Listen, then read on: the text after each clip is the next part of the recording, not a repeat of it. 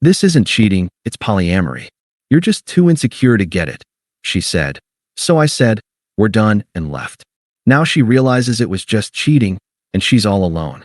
Hey viewers, before we move on to the video, please make sure to subscribe to the channel and hit the like button if you want to see more stories like this. Thanks. Hey Reddit, throwaway account here because this whole saga still feels too raw to attach my real name to it. I'm a 32-year-old guy who thought he had a solid thing going with my girlfriend of 4 years, Emma. We met in college, bonded over late-night study sessions, and shared dreams of building a life together. I work in tech, stable job, good pay, nothing flashy, but I always put her first. When she was struggling with her graphic design freelance gigs, I covered rent for months so she could focus. When she started therapy last year to deal with some anxiety, I encouraged it, even drove her to sessions and sat in the waiting room. Hell, I skipped a promotion that would have meant relocating because she wasn't ready to move. I was all in, loyal to a fault, thinking we were on the same page about monogamy and commitment. But about 6 months ago, things started feeling off. Emma was glued to her phone more than usual, giggling at texts when she thought I wasn't looking. She'd come home late from networking events, smelling like cologne that wasn't mine. I tried to brush it off at first. Maybe it was work stress or her therapy breakthroughs making her distant. But then I saw a notification pop up on her laptop one night while she was in the shower. A message from some guy named Jake saying, "Last night was amazing. Can't wait for round 2. My stomach dropped. I didn't snoop further. That was enough. I waited until she came out, towel drying her hair, and confronted her calmly over dinner. I wasn't yelling or accusing, just laid out what I'd seen and asked for the truth. That's when she hit me with the line that's burned into my brain. This isn't cheating, it's polyamory. You're just too insecure to get it. I stared at her across the kitchen table, the pasta I'd made growing cold between us. What are you talking about, Emma? We've never discussed anything like that. Polyamory? Since when? She leaned back in her chair, crossing her arms with this smug little smile, like she was explaining colors to a blind person. Look, my therapist has been helping me explore my needs. Monogamy is so restrictive, it's like society's way of controlling us. Jake and I connected at that design conference last month, and it just feels natural. Poly means I can love multiple people without it being a big deal. You're making it one because of your insecurities. I felt like the floor was tilting. Insecurities? Emma, we've been exclusive for years. You never mentioned wanting to open things up.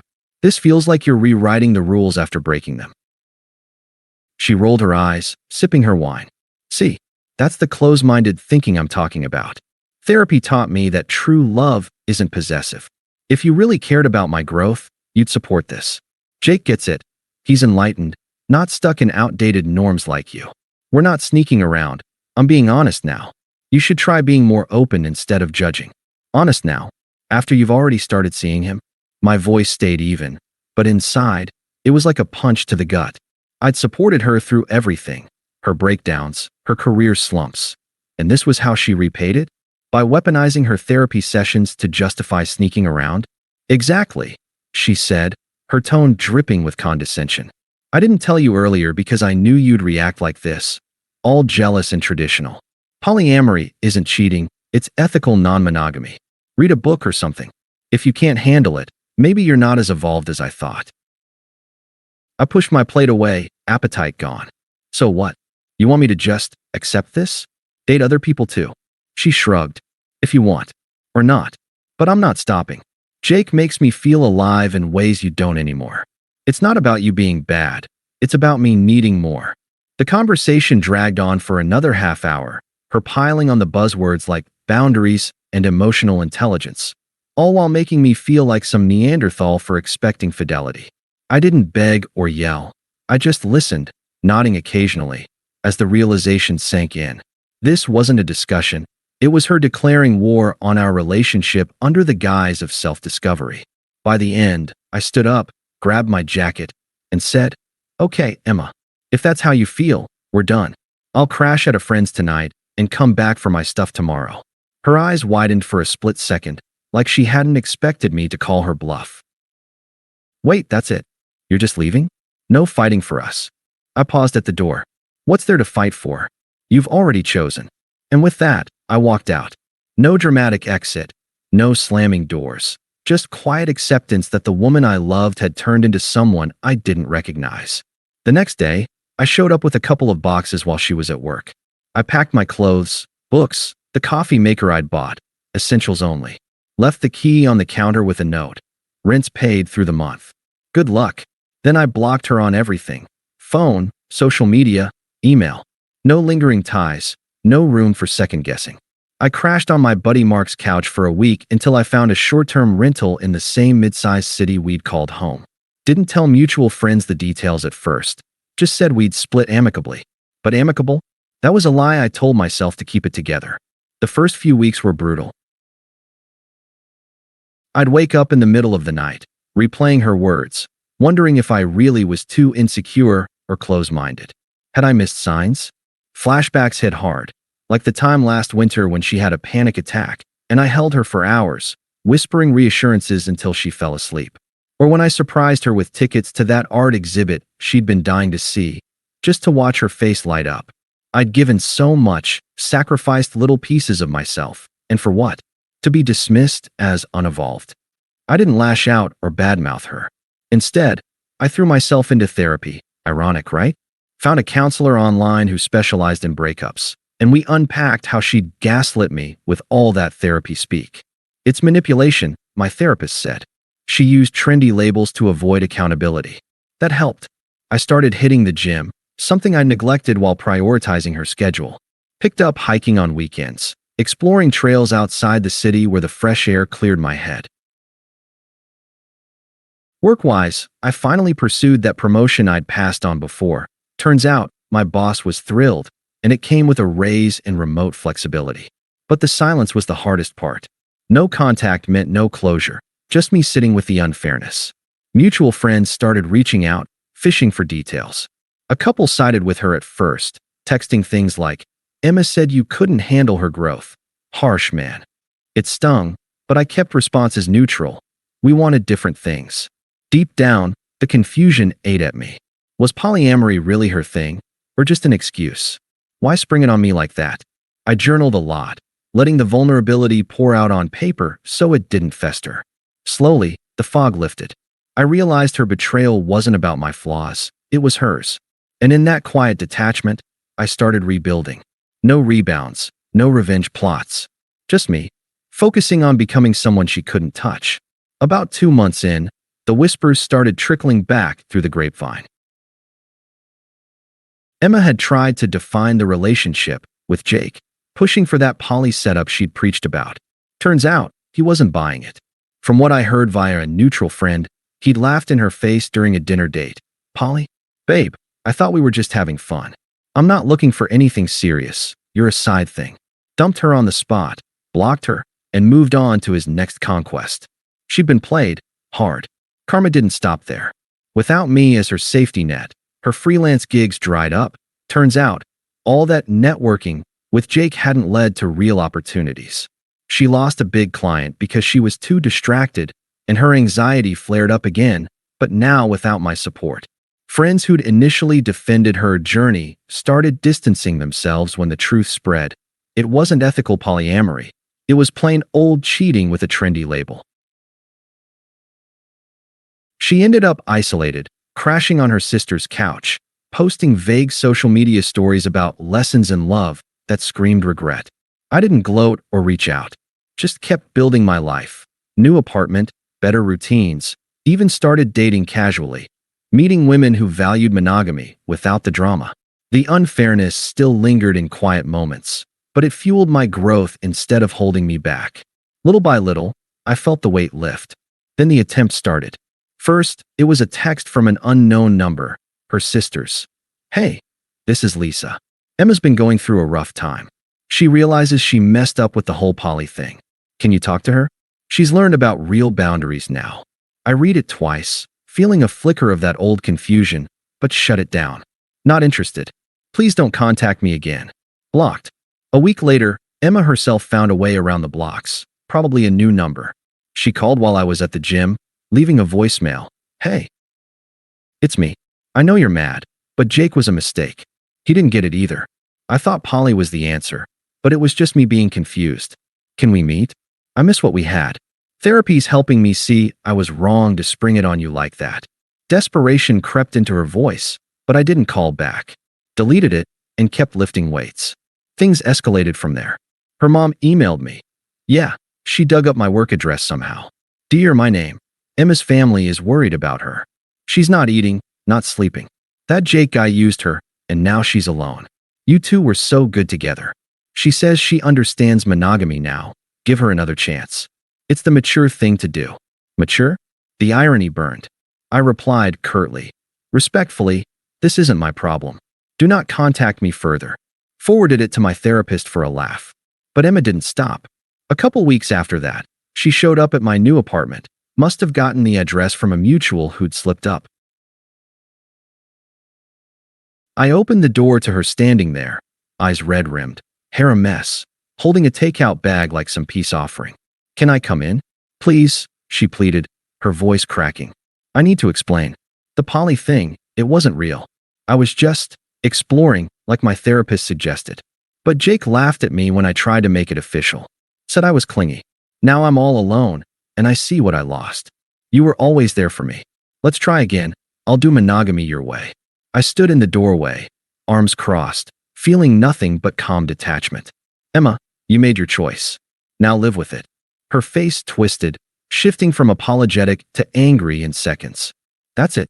After everything? You're so cold. I thought you loved me. This is your insecurity talking again, punishing me for growing.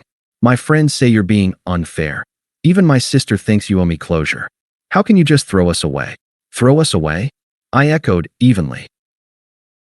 That's what you did, remember? With your enlightened excuses. She stepped closer, voice rising. Fine, be that way. But you'll regret it when you realize no one else will put up with your boring routine. I was trying to evolve us, and you bailed. The hypocrisy hung in the air, but I didn't engage. Just said, goodbye, Emma, and closed the door. Heard her banging for a minute before she stormed off. That was the last direct attempt, but it showed her true colors. Desperate one moment, vicious the next. I let out a breath, leaning against the door. The confusion from those early days was gone. In its place was clarity. She'd unraveled, just like her flimsy justifications. And me? I was free. Update. For months post-breakup, life kept moving forward for me. With the promotion secured, I was traveling more for work, conferences in other cities, networking that actually built my career instead of derailing it. I upgraded to a nicer apartment downtown, one with a view of the river that reminded me to keep flowing. Dating picked up too. I met a woman named Sarah through a hiking group. Kind, straightforward, no games. We weren't serious yet, but her company was a breath of fresh air, a reminder that relationships could be simple and respectful. Meanwhile, Emma's downward spiral continued, pieced together from occasional updates I couldn't avoid. After Jake dumped her, she tried to salvage her poly narrative on social media, posting quotes about self-love and ethical relationships. But the facade cracked fast. Mutual friends shared that she'd alienated most of our circle. Turns out, when the details leaked, her cheating framed as exploration, people saw through it. One friend told me she'd shown up at a group hangout, ranting about how misunderstood she was, only to get shut down. Her freelance work tanked further. Clients bailed after she missed deadlines, blaming it on her emotional journey. Last I heard, she was back living with her parents, scraping by on odd jobs, her anxiety worse than ever without a support system. It was ironic, really. Her so-called evolution left her more isolated than before. I didn't seek out the info. It just found me through the grapevine. And honestly, it didn't bring joy or vindication, just a quiet confirmation that actions have consequences. I'd spent those months sitting with the unfairness, processing how she'd manipulated therapy lingo to justify betrayal. My own sessions helped me see it clearly. It wasn't polyamory, it was avoidance. Karma had hit, not as some cosmic revenge, but as the natural fallout of her choices. She was alone, unraveling, while I was piecing together a stronger version of myself. Update: 6 months post-breakup. The desperation peaks. The attempts didn't fully stop after that apartment showdown. For a while, it was radio silence, but then her family ramped up. Her dad called from a block number one evening while I was cooking dinner. I answered without thinking. Hello? Is this my name? His voice was gruff, like he was reading from a script. Yeah, who's this? It's Emma's father. Look, son, she's in a bad way. That Jake fella used her and tossed her aside. She's realized the poly nonsense was a mistake. Says she was influenced by bad advice from her therapist. Her mom's worried sick. Emma's not leaving the house much. Family thinks you two should talk. You were good for her stability. I set the spatula down, keeping my tone even. I appreciate the concern, but that's not my role anymore. Emma made her decisions. He huffed. Come on, be reasonable. She's begging us to reach out. Says she understands now. Wants real monogamy, boundaries and all. You're throwing away years over one slip-up? Her sister Lisa says you're acting controlling, blocking everyone. That's not mature. Controlling? I echoed mildly, noting the hypocrisy. Sounds familiar. Tell Emma to focus on her own growth. Goodbye. I hung up and blocked the number. It was classic. Her enablers twisting the narrative, just like she had. A few days later, another voicemail from an unknown contact, this time from her best friend Kara, who I'd always found pushy. Hey, it's Kara. Emma's a mess, dude. She's crying all the time, regretting everything. Jake was abusive, gaslighting her about the poly stuff. She knows she hurt you, but she's changed. Therapy's for real this time. Her family's hounding her to fix it. Can you at least meet for coffee? She promises no pressure. Don't be heartless. She needs closure. Heartless? After her smug dismissal, I deleted it without responding. The desperation was escalating. From apologetic pleas to guilting through proxies, revealing how little they'd respected my boundaries. Then came the angry phase. About a week after Kara's message, Emma emailed me from a new account, subject line, "You owe me this. I can't believe you're ignoring everyone. My family says you're being petty and insecure, just like I thought. Jake exposed what a fool I was. But you're no better, ghosting me when I need support. I admitted I was wrong about poly. It was just cheating, okay? Happy now? But you walking away without fighting shows you never cared. Let's talk like adults, or are you too evolved for that? If you don't reply, I'll show up at your work. This isn't over." The threat in her words showed her true colors fully, manipulative, entitled, flipping from victim to aggressor. I forwarded it to my therapist and a lawyer friend, just in case, but didn't engage. Instead, I archived it and went for a run, letting the rhythm pound out any lingering doubt. Her attempts had gone from sad to toxic, mirroring the betrayal that started it all. I was done being her emotional crutch. Final update. 8 months post-breakup. The party had all culminated at our mutual friend Mark's birthday party, a casual backyard gathering at his place outside the city. I debated going, knowing Emma might show, but Mark assured me she'd been uninvited after her earlier drama. Still, there she was, slipping in late, looking gaunt and disheveled in a rumpled dress, clutching a gift bag like a shield. Our eyes met across the fire pit, and she beelined over while I was chatting with Sarah and a few others. "My name, thank God you're here," she said, voice low but urgent, ignoring the group. "We need to talk." Privately, I turned, keeping my expression neutral. "Emma, this isn't the time or place." She glanced at Sarah, eyes narrowing, then back to me. "Who's she? Anyway, listen, I've hit rock bottom. Jake was a user. He never wanted poly, just sex. I see now it was all cheating, my fault entirely. Therapy's taught me boundaries for real this time. I understand what I lost. You were loyal, stable. Let's rebuild. I'll do whatever it takes." Her words rushed out, desperate, hypocritical after months of excuses. The group shifted awkwardly, but I stayed composed, sipping my beer. "Emma," I said calmly, reflecting her logic back. "I've decided I'm in a monogamous relationship with my own peace and happiness. I'm just not emotionally available for anyone else right now. You should understand that." Her face crumpled, then flushed with anger. "What? Throwing my words back at me? That's cruel. Look at you. New job, new girl, acting all superior. My family's right. You're heartless. I came here to apologize, to fix us." "There's no us to fix," I replied firmly, focusing on my growth. "I've built a life where you're irrelevant.